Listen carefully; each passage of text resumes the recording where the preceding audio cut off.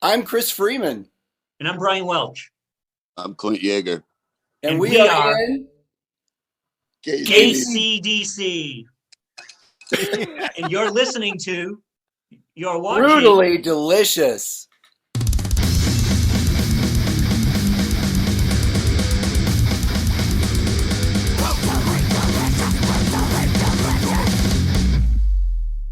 All right. I'm Bruce. That's my partner, Chris. Hello. Hello, Oh man, hello. this backdrop is funny as fuck. Pardon my language.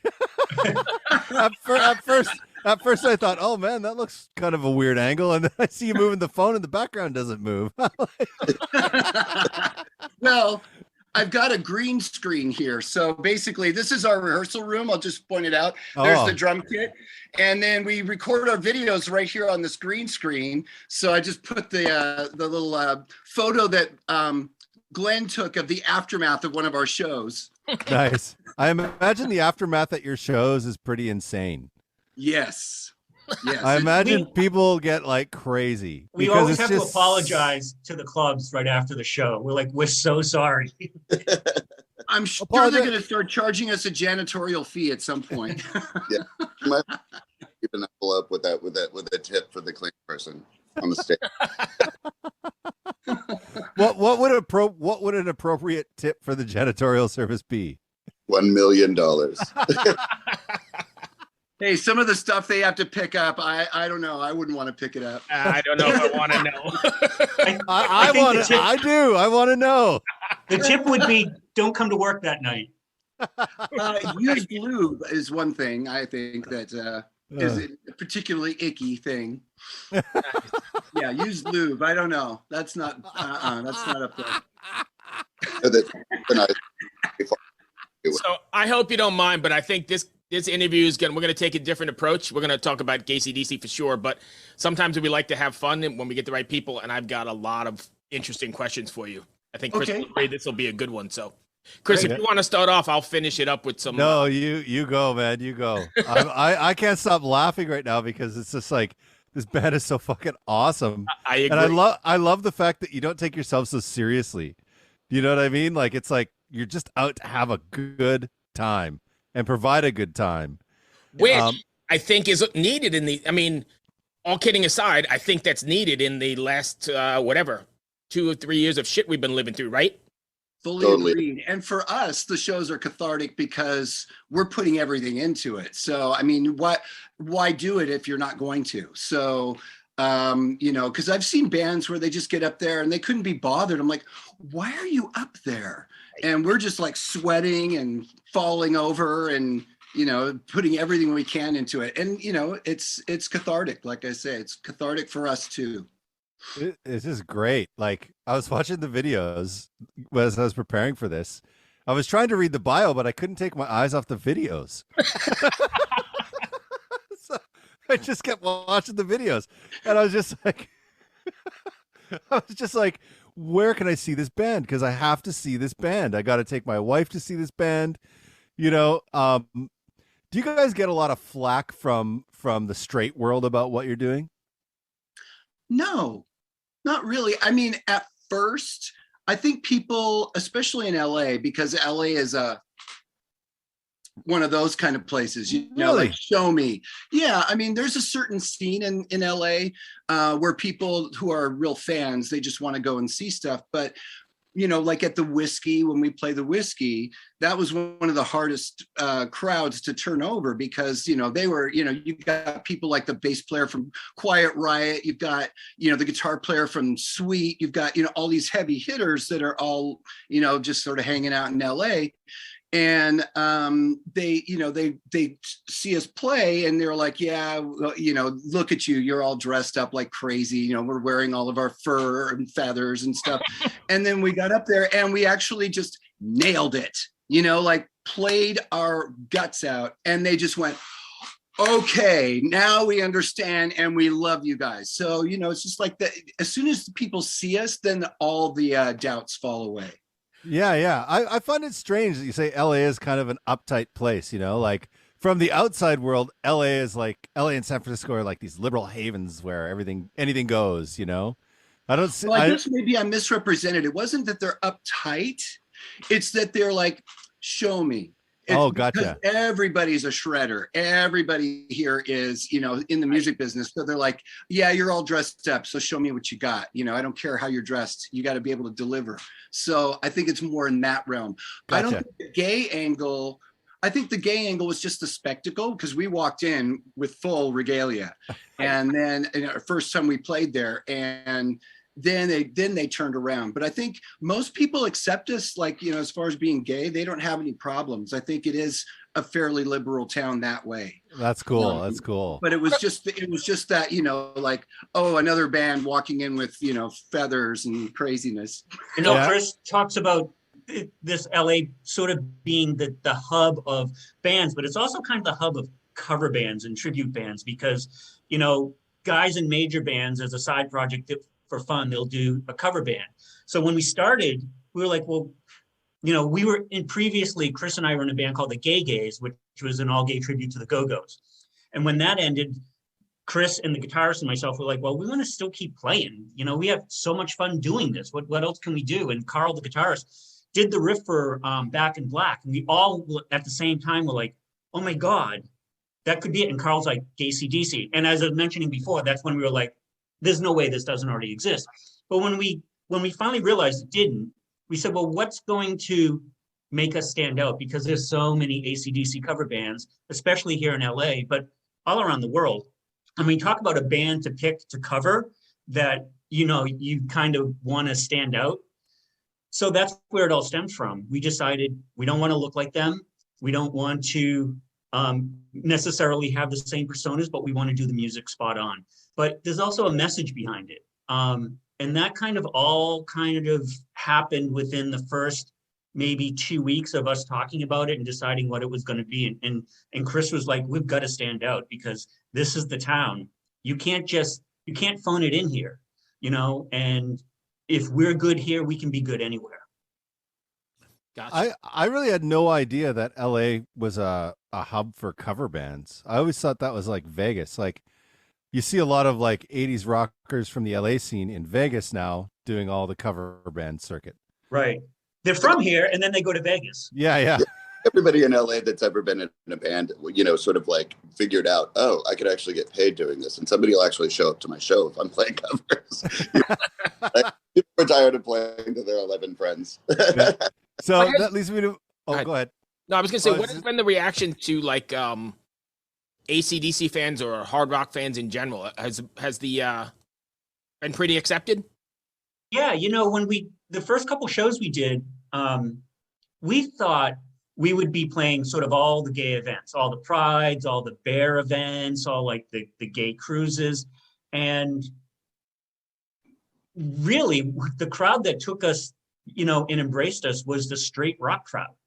The first time we played the Viper Room, we had such a reaction that they just started to continually book us, the Viper Room. Then we played the Whiskey.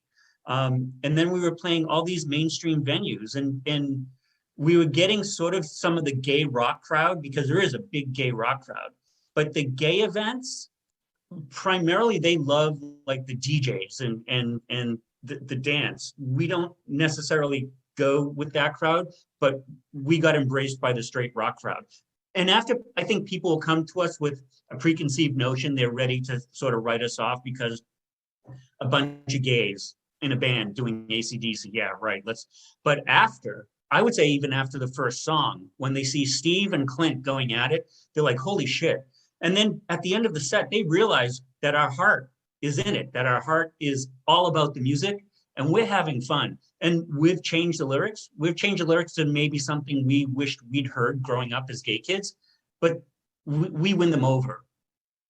Predominantly after the statements after, the people coming up to us after show is all about, oh my God, you guys absolutely killed it. I've seen my fair share of AC/DC cover bands, but you guys, holy shit. And I think that comes down to we bring something different to the table and we bring something people aren't expecting. And it's fun. I think that's the band that I'd want to go see. Right. I always want to go see a band that's going to surprise me. I generally don't like to get serious on this podcast, but I'm going to get serious right now. whoa, here it comes. But I think the straight rock crowd going to see you guys is maybe one of the best things that can happen. Really. Oh, absolutely. Because it opens people's minds and it opens people's like acceptance and understanding.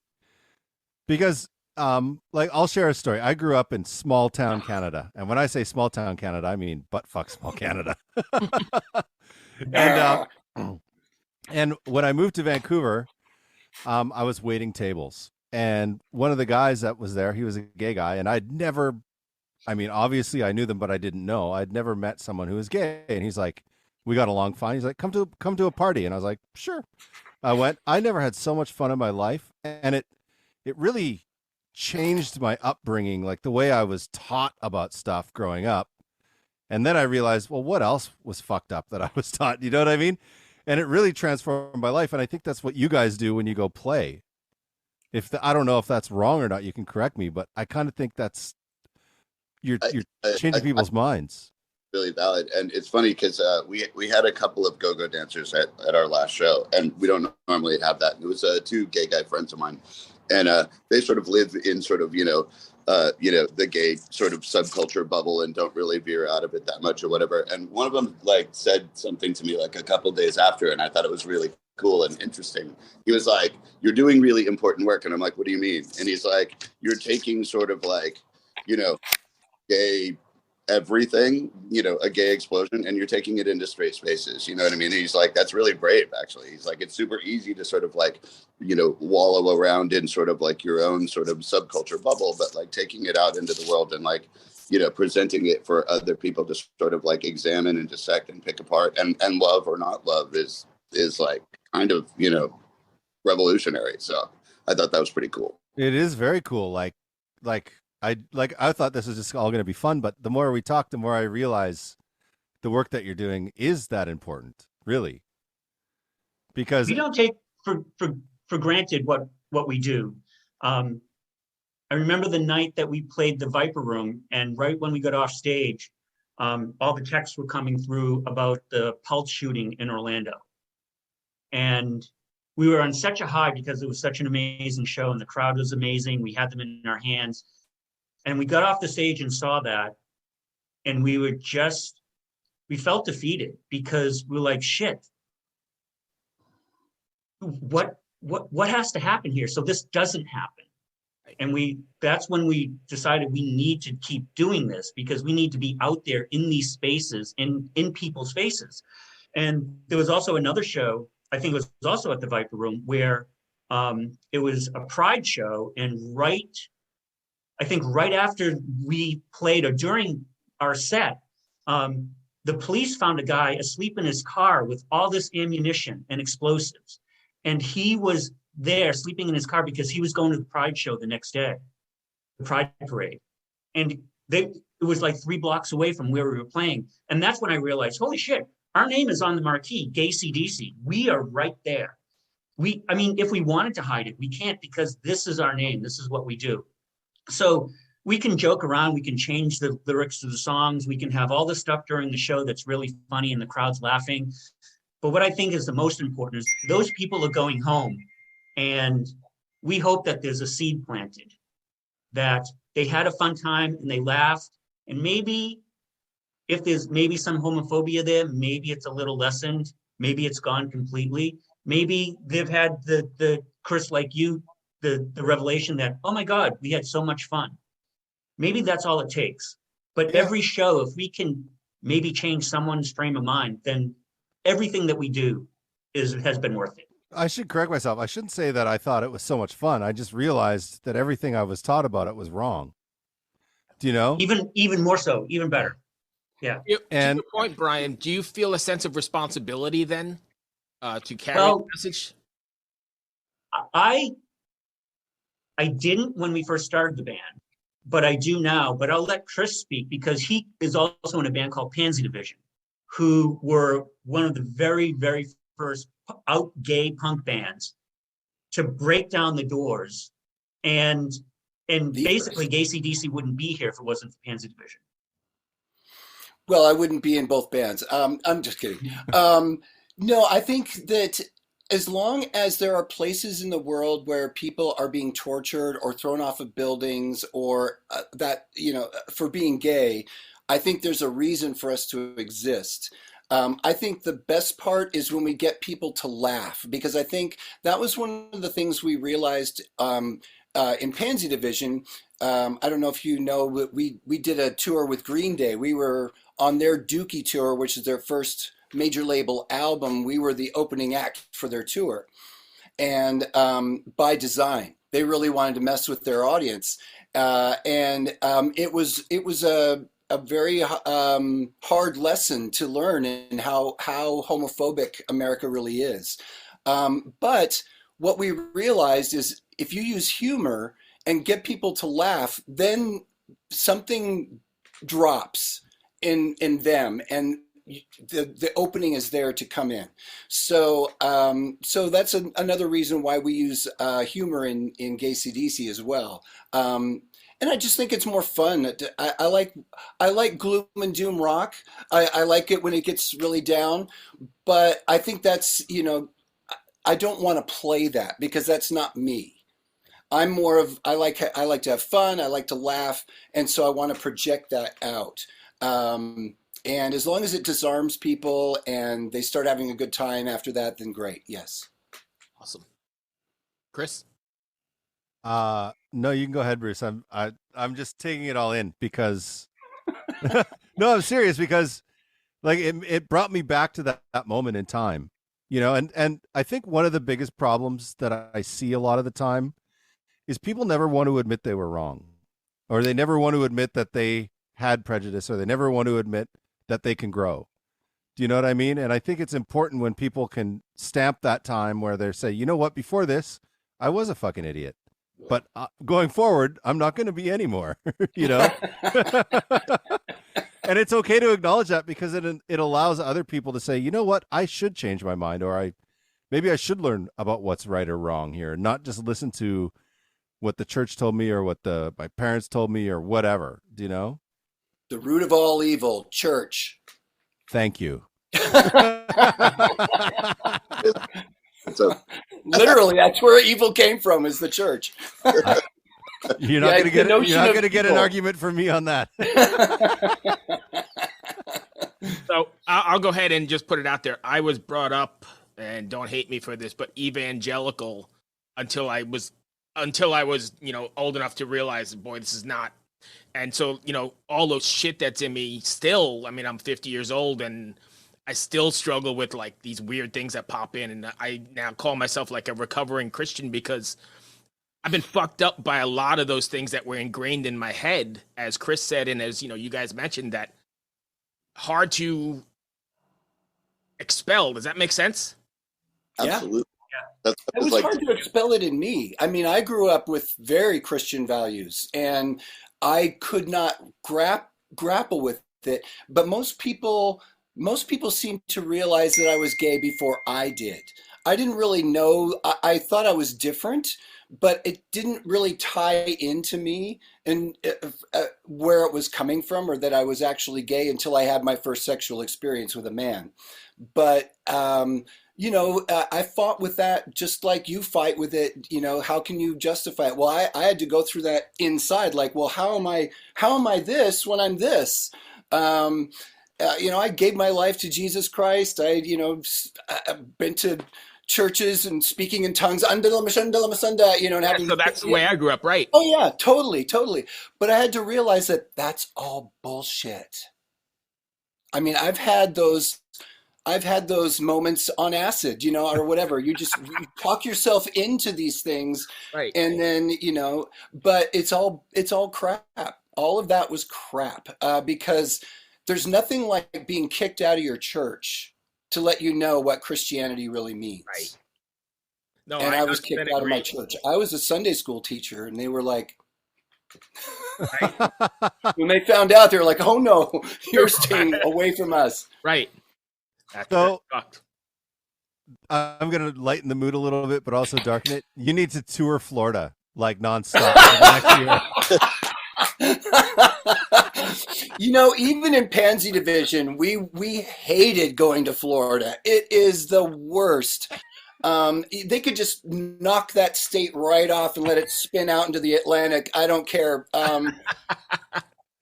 It's just so wrong. But yeah, you're correct. It would be fun to go and play there, but even with humor, they didn't get it in Florida. They were a tough nut for sure. Interesting.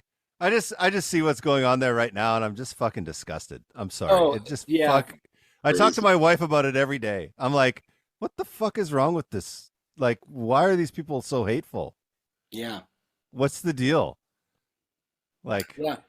It's anyway. control, it's control of people, and we are outliers in the worst way. Yeah, yeah. And it's worse because I know their tricks. I can quote chapter and verse on the Bible with the best of them, but I always went with, well, Jesus was gay. And they're like, "Oh." And I'm like, I'll make you fishers of men.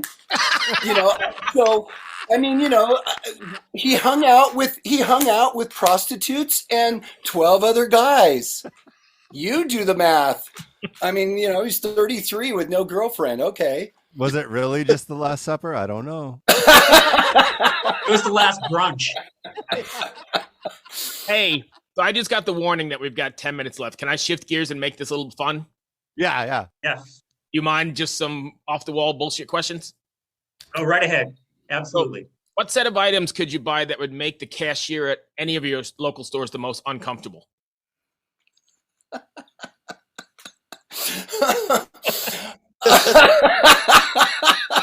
I'm making myself uncomfortable just thinking of the list. At the which store? Let's go with that. Yeah. Chris, pick a store. I'll start. I was in Miami, and I had just come off a bender on a cruise, and I had my arm all covered in Jiffy marker. And I went into the store, and somebody told me, "Oh, you have to buy baby oil to wipe it off." So I was buying the baby oil, and the guy was with me, he goes, "We'll take the condoms too, thanks," and he put it down. Let's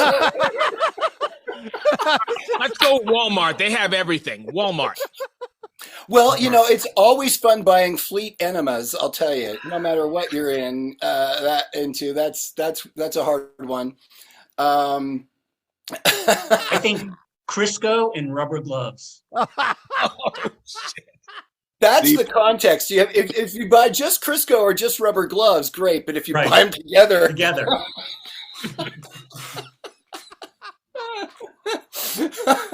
Okay, Clint. I tear up Bibles at our shows. In both bands, Pansy Division and GayC DC, I found a way to work it in. So what I love to do is go to the 99-cent store and buy like 10 for $1 because they sell the Bible at the 99-cent store here. So it's lovely because one time I bought a stack of them, and the cashier said, "You're doing the Lord's work." And I'm, "Oh yes, I am." You only knew. Right. 10 Bibles, 10 lighters, please. Thanks. All right, you ready? Here's the next one. What's the creepiest thing you could say to somebody walking by him in the crosswalk? The creepiest thing? Wow, I got to get in that mindset. Let's see. I don't even know what I would say. Creepiest. The creepiest. All right, if you don't like that one, I could skip it. Unless Clint, It's hard for me to get creepy without going, wait a minute, is that creepy? Let's not or is get that creepy. cool? Hey, Yeah. is a hot dog a sandwich? No, I'd say because of the shape. That's all. I'm gonna call BS and disagree with you here for a second. Isn't the definition of a sandwich like something between two pieces of bread? In this case, a wiener. There, I said But isn't a hot dog bun just one piece of bread split in half? But we had someone correct us on that because the thing that holds the hot dog together is called the hot dog hymen, apparently. That's what they call it. So if that comes apart, does the hot dog become a sandwich? I'm going to say yes, it's a sandwich. Yeah, I'm going with Brian. It has to be, I think. Yeah. I think a sandwich and a dinner partner. All right. Speaking of which, I got to start up the grill. Hey, Anyways. lastly, we're going to go an easy one here. Is cereal a soup? Wow, it's gazpacho. Wow. I think after 30 minutes, yes. Before that, no. Okay, I I can don't see know. that. I mean, if you have that corn tortilla soup and you put the tortillas in, the shredded pieces of it, and you eat it fast, you get the crunch in it. If you let it, I don't know. Wow. I would never even have thought of that. Where did that question come from? That's amazing. He cheats. I've got a list we've been putting together for the 3 years we've been doing this. I mean, I'm looking at this 40 of them. Sometimes we do nothing but ask these questions, so we just but a lot of people don't have a sense of humor, so you gotta. I remember the first time we tried it. I can't remember who it was, but they just looked at us and they're like, "What the fuck What's wrong are with you doing? We're not answering this." No, I love that. That's yeah. I'll go with yes on that. I'm gonna be with you 100% there as well. So where are you guys playing next? We're playing next weekend, or this weekend now, in Santa Cruz at a place called Urbani Cellars. I've never heard of it. And then we're doing a Portland, Sacramento, San Diego run in 3 weeks. Awesome. Cool. I love Oregon, man. Portland is such a beautiful city. Oh my God. Yeah. Yes, it sure is. Yeah. So, and you're in Vancouver, Chris? No, I now live in Washington D.C. Okay. But I'm I lived sorry. in I lived in Vancouver for decades. I moved here. My wife's company transferred her here, and I'm an audio engineer, so I just go wherever. Great. And I'm in Richmond, Virginia. Okay. Ooh. Yeah. It is what it is. We'll try to play there, but where would we play if we played in Richmond, Virginia? Yeah. But we are totally. I think Black Cat, isn't the Black Cat still in Washington? I think so. There's like the 9:30 Club. Yeah. We were supposed to play the Black Cat. Yeah. Yeah. I mean, I moved here right before the pandemic, so I don't really know what's open or what's not. Right. All I know is like the shows I go to. So like I saw Priest 2 weeks ago. Holy shit. Halford is in his 70s and he's singing like he's in his 20s. The guy can barely walk across the stage, but his voice is perfect. Yeah. Well, so we are going to try to get to Washington. It's on in our list of places we want to get to. We were going to try and get there in September. I don't think that's going to happen now. So I think maybe around a year from now or so we'll get to Washington. Well, please keep us in the loop because I'm telling my wife we're going regardless. Because this is just it might be Baltimore. Do you get down to Baltimore? It's not that far. It's only about an hour and a half. I could do that. I could do that too. Yeah. You can get to Baltimore too? Okay. Easily. Okay, Yeah. good. Yeah, we'd love to play Baltimore. We haven't played there. Awesome. Yeah. So we've got 1:42 left in this on the Zoom. Thank you so much. I hope that wasn't too bad. I know we were all over the place, but My apologies for having internet issues and then my computer crashed. You can see my name, Ralph Buck. That's my husband's name. I'm using his computer. all Nice. good. Chris, you got So it. we had a great time, and we had a great time doing the video, and yeah, really I'll send appreciate you it. That's going to go up. I've got a list. I'll send you an email or a message on Facebook I have it already scheduled sometime in June. And thanks for Great. doing such killer work out there, guys. Awesome. Thank you. you. Thank you both very much. Be well, my I friend. really Take care. appreciate it. Ciao. All right. See ya. Bye-bye. Ever wonder what a punch from Elton John feels like? Or how you'd cope with having turned down the chance to be in Nirvana? Or what signal Keith Richards gives when he wants you to get the hell out of his hotel room? Fans of Too Much Effing Perspective don't have to wonder, because they've heard these exact stories and a jillion others on our podcast. I'm Alex Hoffman, former tour manager for Radiohead. And I'm musician and comedy writer Alan Keller. On the TMEP show, we get guests like Nancy Wilson from Heart, Jeremiah Freites from the Lumineers, and Modern Family's Julie Bowen to tell us things they may have only shared with their therapist, clergy, or a TMZ stringer. So join us on Too Much Effing Perspective. That's EFFING Perspective. the only podcast you crank up to 11.